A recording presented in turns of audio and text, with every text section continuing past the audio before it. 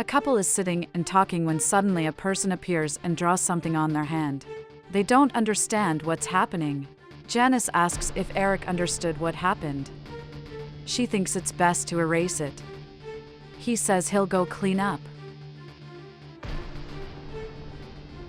The woman who drew on their hands says on the phone that everything is ready. He will be able to identify them through a triangle she drew on their hands.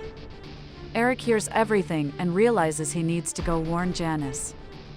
Eric comes back and tells Janice he needs to clean her hand. She doesn't understand the urgency and wants to know what's going on. She wants to know what he knows that he's not telling. She wants to know what's happening and is getting nervous. He asks if she has a pen. She says yes, but wants to know why he needs it. He takes her hand and draws something new.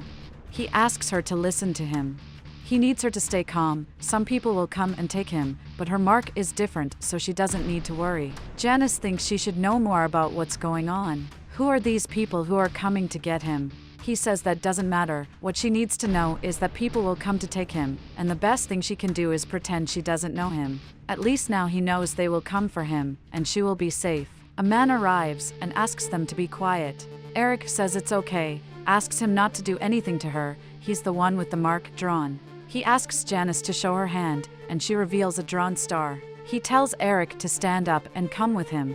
Janice asks to be taken too. The man tells her to stay quiet where she is, so no one gets hurt. He tells her not to make a scene. He tells everyone to stay calm, they're just friends, and takes Eric away. Janice becomes worried. The man tells Eric to come in. He's blindfolded. The woman wants to know where Janice is. The kidnapper says there's no girl. She said to bring only those with a triangle drawn on their hand, and the only person with that was Eric. She calls her partner an idiot and says Janice was very important. He gets annoyed and tells her not to call him an idiot. He brought the only person with a drawn triangle. Eric was that person. She says he shouldn't have done that, but now it's done. He can take off Eric's mask. She tells Eric to cooperate with them so nothing bad will happen. He realizes the woman's voice sounds familiar to him. The man tells him to be quiet. If he doesn't shut up, what will be familiar will be his fists on Eric's face. That's how he'll learn to cooperate. They know everything about him, so it's better to be quiet and cooperate. He says he knows Eric, knows his family, knows what he does, and that he's full of debts. Even if Eric passed away, not even his grandchildren would be free from the amount he owes. Eric asks then what's the reason for all this if they already know he doesn't have money. What is he doing there if they know he doesn't have money to pay the ransom? The woman says Eric may not have money, but his girlfriend does, and that's where he comes into play. They know Janice entrusted him with all her bank accounts. So they have a proposition. He can help them by providing all the information, and he'll be able to keep all that money. Eric wants to make sure he understood correctly. If he hands over his girlfriend, he'll be paid for it? They say that's just a small part of what he can get. They're asking for such a simple thing. He just needs to provide some information, and after that, he can live the rest of his life peacefully with the money he'll receive. Eric asks them to pass the papers. The woman warned it would be easy, but her partner didn't imagine it would be so quick.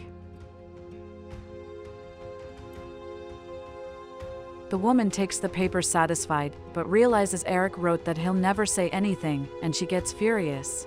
He thinks he's very clever, but since Eric didn't give them what they wanted, he'll suffer the consequences. The man threatens him, saying it's better for Eric to cooperate or he'll suffer a lot if he doesn't.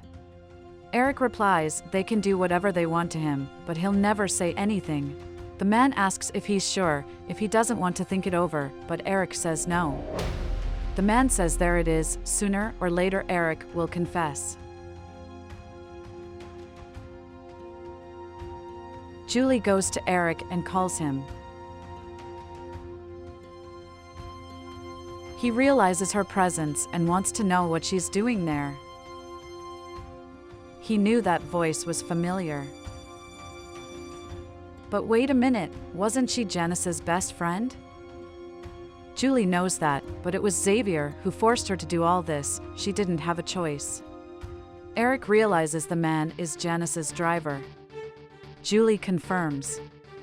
He's been watching Janice very closely lately and will do anything to get what he wants. They need to get out of there quickly. She advises him to say what Xavier wants so they can leave soon. Julie just said Xavier is dangerous, and yet she wants him to give information so he can hurt Janice? He's not leaving. If he has to stay there and face Xavier to protect Janice, he'll stay.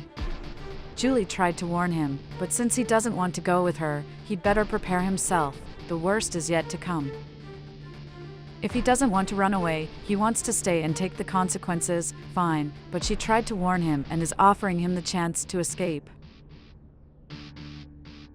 Eric has already said he won't leave. He'll do whatever it takes to protect his girlfriend. Julie won't insist any longer. She'll just warn him that he'd better get ready and leave him behind.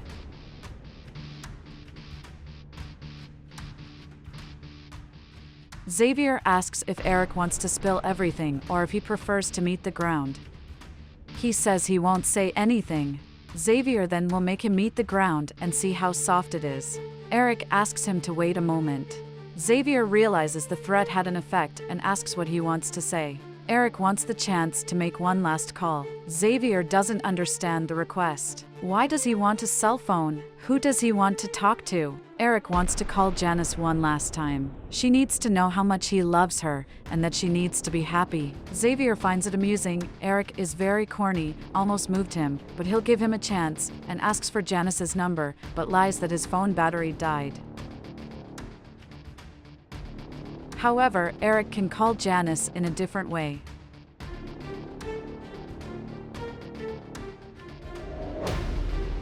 Eric wants to know what Janice is doing there. She asks him to calm down. She can explain everything. He wants to understand what she's doing there, wants her to explain herself. Janice asks him to calm down. She didn't want to have to hurt him. Eric realizes she planned all this. She says yes. He doesn't understand. Why did she do that? Janice understands he's upset with her, but she had terrible experiences in the past and needed to make sure he wouldn't be just another man who wants her money. Eric doesn't believe she planned all this just to know that. Couldn't she just trust him? She can't explain. She just wanted to be sure he was the right person. She was supposedly receiving threats, and seeing him trying to protect her broke her heart. He says it's obvious he wouldn't let anything happen to her. Janice asks if he's angry with what she did. She asks him to believe what she says. She only did it to make sure he wasn't with her for interest.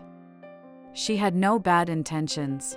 Eric is angry with her. There's no way he couldn't be, but he understands her concerns. Janice asks if that means they can still be together. He answers yes. He promises to prove every day how much he loves her and how he'll protect her. She promises never to do anything like that again and will make it up to him for her loyalty.